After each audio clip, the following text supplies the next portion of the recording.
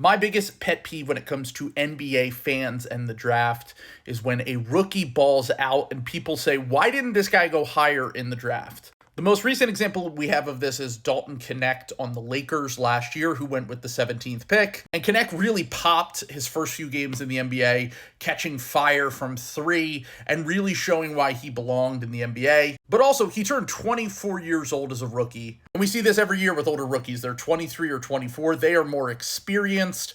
They are stronger. They are generally ahead on the development curve compared to some of their younger rookie counterparts. And everyone loses their mind and said, oh man, this guy should have went top 10. This guy should have went top 5. But then Knecht came crashing back down to earth. He was exposed as a defender, a rebounder, a general decision maker, to the point where he almost got traded at the deadline before the Lakers had to rescind the trade when he was traded to the Charlotte Hornets. Follow that with a very underwhelming sophomore year, summer league, and Knecht's NBA long-term career could be more in question now. We saw this with Chris Duarte a few years ago. I think that Knecht will probably hang around longer than him. He has a little bit more cachet than Duarte, but this is just an example of how this always happens. So I want to break down why teams generally draft younger players higher in the draft. Now, obviously, there are busts of all kind of age in the draft. There are 19-year-old guys who don't make it. There are 20-year-old guys who don't make it. And occasionally, you will get someone like Austin Reeves on the Lakers, who was a 23, 24-year-old rookie and ended up becoming a legit starter in the NBA. The draft is still not a perfect science. Anyone who tells you that it is lying. And there are a lot of things you need to take into account. Generally speaking, when teams are drafting in the top 10 of the draft, they are usually swinging for upside. The large majority of current NBA players that have made an all-star game, there are 70